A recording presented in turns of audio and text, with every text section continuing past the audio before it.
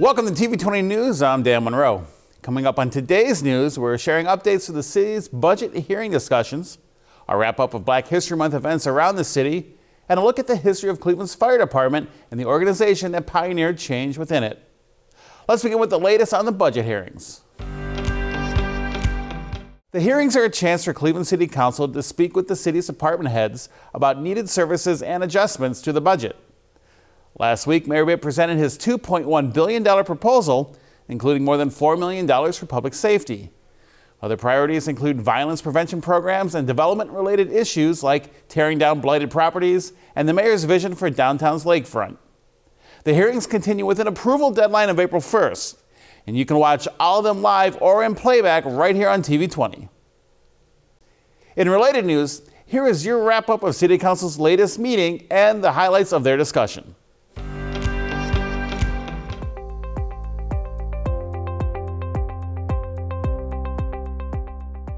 One of the highlights included the authorization for a property swap to build a new football stadium for JFK High School on the east side.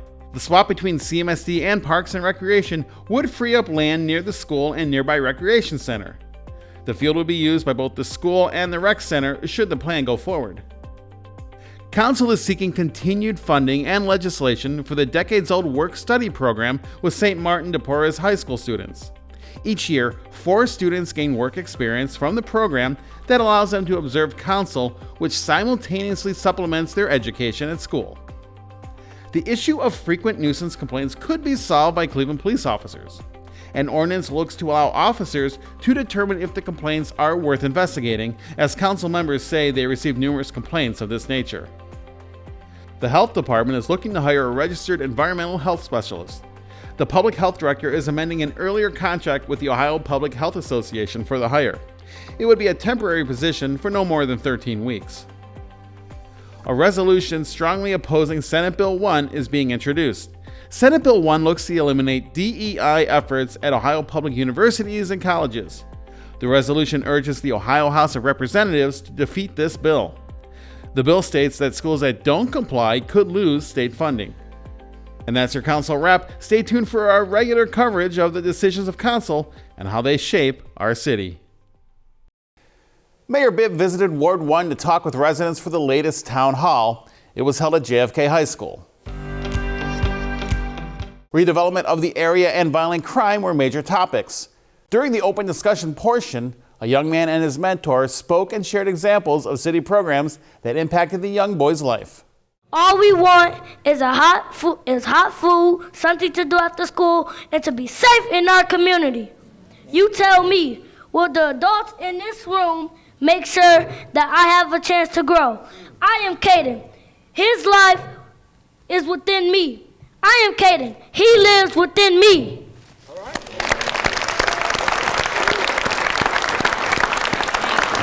We have a responsibility to our children. They all need our support. This young man went from getting D's and F's on his report card. Now, what did you get on your last report card? All A's and 1 B.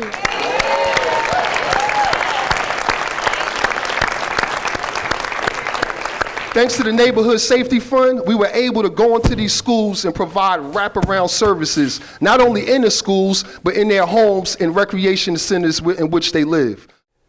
The next town hall is March 12th at Max Hayes High School. You can watch it live and in playback right here on TV20. Have you seen these furry friends at the Cleveland Public Library? They're called The Band, and they're a huge focus of another great Beyond the Books segment coming up today on TV20. We'll look ahead to March as Developmental Disabilities Awareness Month and the sensory-friendly event with The Band, the library's partnerships that uplift our disabled community, and look at how the main library became the state of Ohio's resource for blind and print disabled. That's all coming up after the news for Beyond the Books. We'll be right back after this.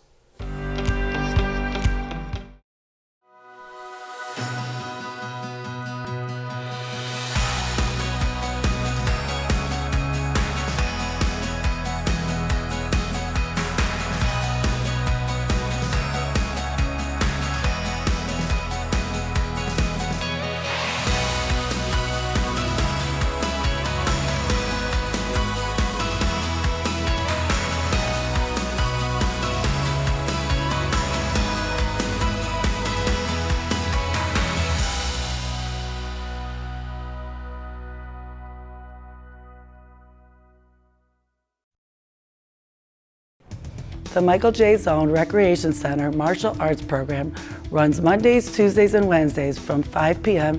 to 6:30 p.m. The program is co-ed and open for ages 7 to 18.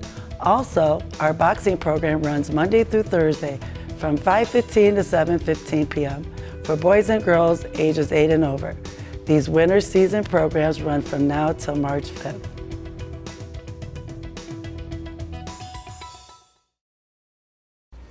This winter, Halloran Skating Rink is offering a Learn to Play hockey program. This is an instructional program for youth to develop their skills.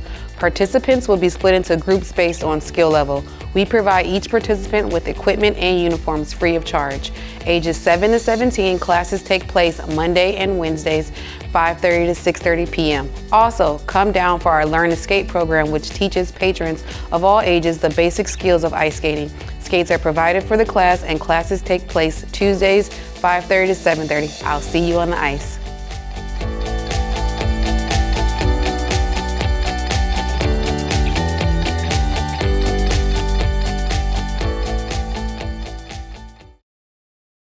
And welcome back to TV20 News. I'm Dan Monroe.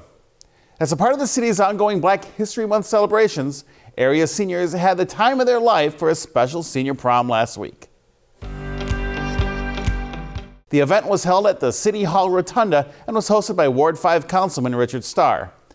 Besides dancing and good conversation, resource booths were set up to answer seniors' questions and provide any needed assistance. The mayor himself even said he was going to get on the dance floor.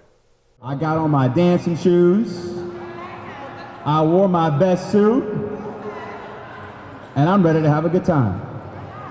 So when I heard about the different events going on as far as Black History Month, it was only right to be able to collaborate with the mayor's office, as well as community relations, as well as Derek, as well as all the different people here to open the door so we can have a prom.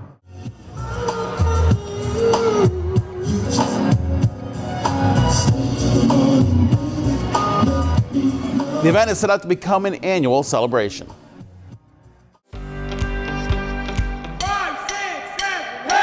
The Rotunda was also filled with the talents of CMSD students last week as part of a tribute to historic Black musicians. Students kindergarten through 12th grade gathered to perform tributes to Black musicians and artists by doing their rendition of The Wiz, the musical. Look around you. Every genre of music you love carries the DNA of African American innovation. The raw power of rock and roll, the sophistication of jazz, the storytelling of country, the emotion of blues, the complexity of classical crossovers, the energy of pop. The national theme for Black History Month is African Americans in Labor, with this performance making sure that the theme included musicians paying homage to the likes of Duke Ellington and Ella Fitzgerald. The event was also a teaching moment for the students and a charge to inspire them through music. You can put on a song and it can change from you having a bad day to a wonderful day. And I just think that we have so many talented kids here in the city of Cleveland. It's important to showcase what we have right here in our city. Here's a fun fact. Cleveland Public Theater assisted in costuming for The Wiz. We congratulate all the students involved in the performance. A few Clevelanders now have thousands of dollars to start their businesses thanks to the Accelerate Awards last week. The night awards money to those with ideas in 5 categories, including arts and culture and technology. The From Trash to Triumph concept won the grand prize of $5,000, with 4 other winners receiving $2,000 and 1 winner getting $3,500, and a handful of teens winning in the Teen Accelerate category.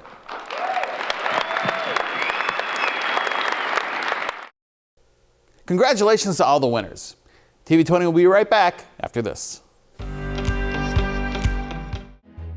Today's vote, in my eyes, is not a very difficult one.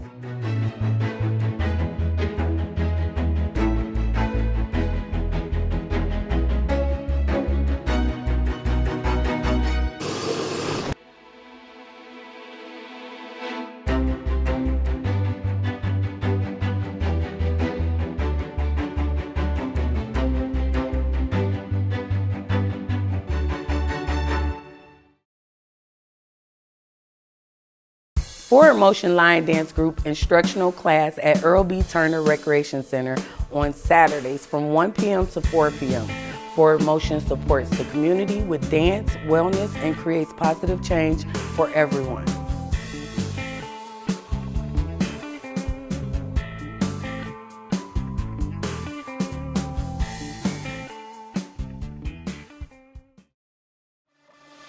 This winter, the Bureau of Cultural Arts is offering a variety of classes throughout the city of Cleveland, including ceramics, watercolor painting, dance, theater, cooking, arts and crafts, and more. With a variety of youth and adult classes, there's something for everyone. All the instruction, equipment, and basic materials are provided free of charge. For a full list of offerings, please visit us online or call Cadell Fine Arts at 216-664-4103. Classes are going on now. Welcome back to TV20 News. I'm Dan Monroe.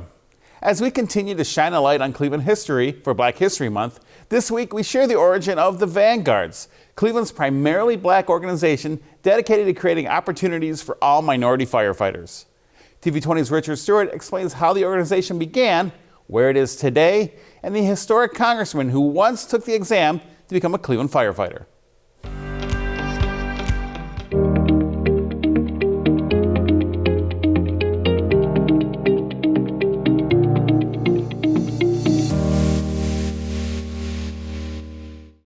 Here. Yeah, he was second. Okay. He was the first Vanguard's president. History always has to start somewhere. Well, my journey, that's the most unique part probably of my career. It was more of an act of friendship than a desire to be a firefighter. Sometimes history begins by examples set before us. I first met my first Vanguard at the age of 14. That was Kenny Adams and Chief Luke. And, you know, those guys was like superheroes to me. It was something that I saw myself wanting to do one day.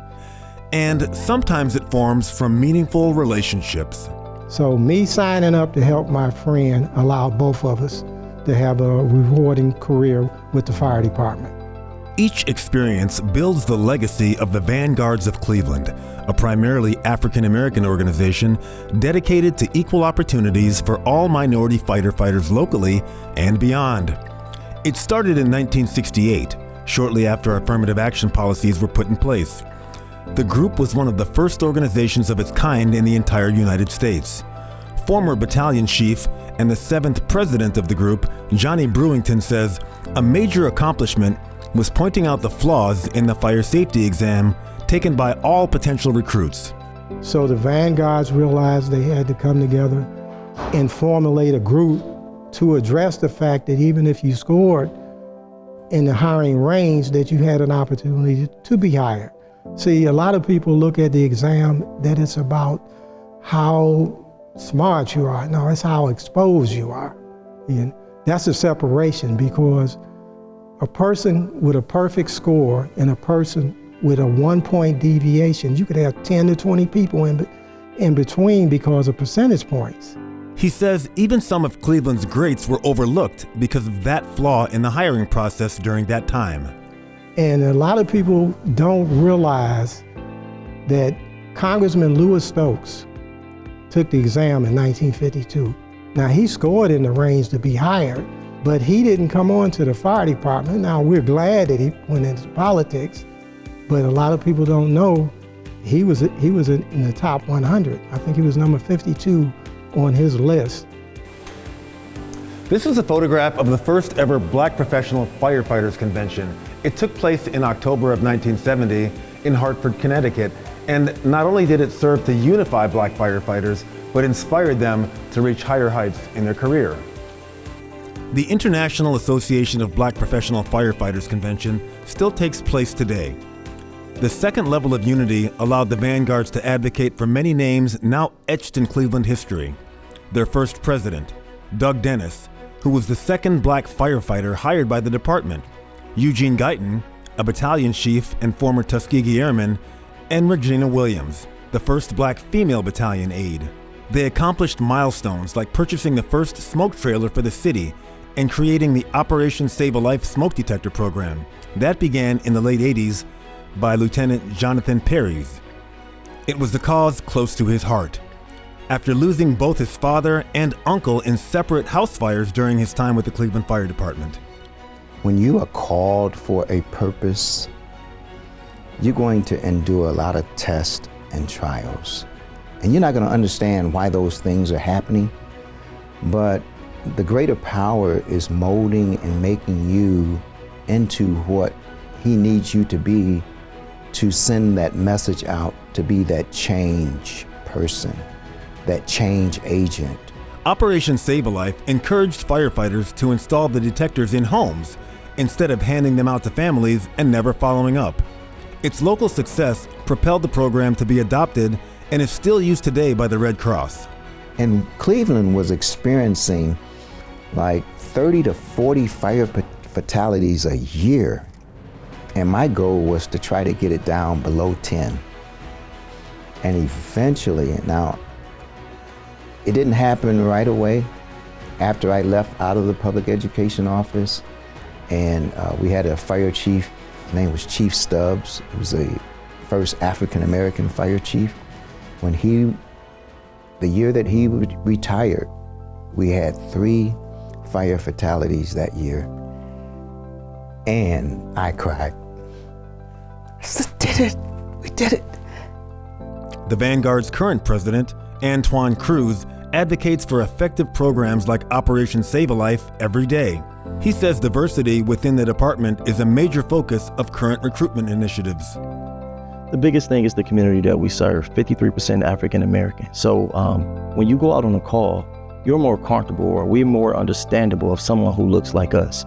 And that's what we speak on, why it's so important to have the diversity.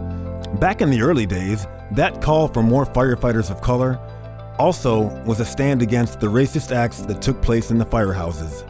Say we would go into the kitchen, we were all sitting around at the table, and all of a sudden, each guy would get up one by one, leave out of the kitchen, and you found yourself sitting there by yourself. To find more diverse firefighters, the Vanguards start with high school students. The MLK Fire Tech program, started by Battalion Chief Brewington, is what inspired current Vanguard President Cruz to join the department in the first place and start the same sort of outreach. So Fire Tech program in Warrensville, it's a 5-school consortium composed of Cleveland Heights, Bedford Heights, Shaker Heights, Maple Heights, and of course Warrensville Heights. That program gives sophomores the opportunity to get into a 2-year program, which they can get free firefighter training. So once they graduate and walk across the stage, they had a firefighter 1 and 2, and also the EMT. These programs are history in the making, creating those meaningful relationships and those inspiring moments. Was there anyone, have you come across anyone that you had a particularly inspiring effect upon, much like you were inspired so many years ago? Yes, definitely. I can give it to one of my cadets, Singleton. I started the Warrensville program in 2016, and Singleton came in and he reminded me of myself. He had a lot of energy, wanted to play sports, but he didn't know what he wanted to do with his life. So once he joined the program, he started to fall in love with the opportunity of being a firefighter. And I can say today, Singleton is currently a firefighter for the city of East Cleveland. You know, I go down and I visit him and I ask him, how do he feel? And now he wants to be an instructor. He wants to go back and teach at high school. And that's how the Vanguards of Cleveland will continue to make history, not just for the accomplishments of each firefighter, but the impact the group makes outside firehouse walls. We view our jobs as something other than just responding. We believe in giving back to the communities that we serve. Thanks, Richard. As mentioned, the Vanguards play a large role in the city's recruitment of firefighters. Keep an eye out for updates for their next opportunity to take the safety exam and be hired. Of course, we'll keep you posted. The Fatima Family Center on Lexington Avenue is hosting their annual Black History Month showcase entitled Where Would America Be Without Me? Those who visit the showcase can see exhibits highlighting historical artifacts, inventions, and other significant influences of African Americans throughout history. We're excited to be able to share this with our community because so many things are here that we did not realize were created by African Americans. We certainly understand why, because a lot of them are tied to things to decrease their labor, to decrease their work. And so it's not surprising that we're inventors of the mops and the dustpan and the straightening comb and the things that would help our everyday life, the rolling pin and the, all kinds of tools that would make our lives a little easier and therefore certainly help everybody. The exhibit is free and open daily from 10 a.m. to 6 p.m. at the Fatima Family Center, 6600 Lexington Avenue. Where Would America Be Without Me runs through February 28th. We are constantly uploading new content on our TV20 Cleveland YouTube page, so make sure you hit that subscribe button so you don't miss out on anything. You can also connect with TV20 Cleveland on your favorite social media platforms like Facebook, Instagram, and X. Thanks for watching TV20 News. I'm Dan Monroe. Be sure to stay tuned for more on TV20. We are Cleveland.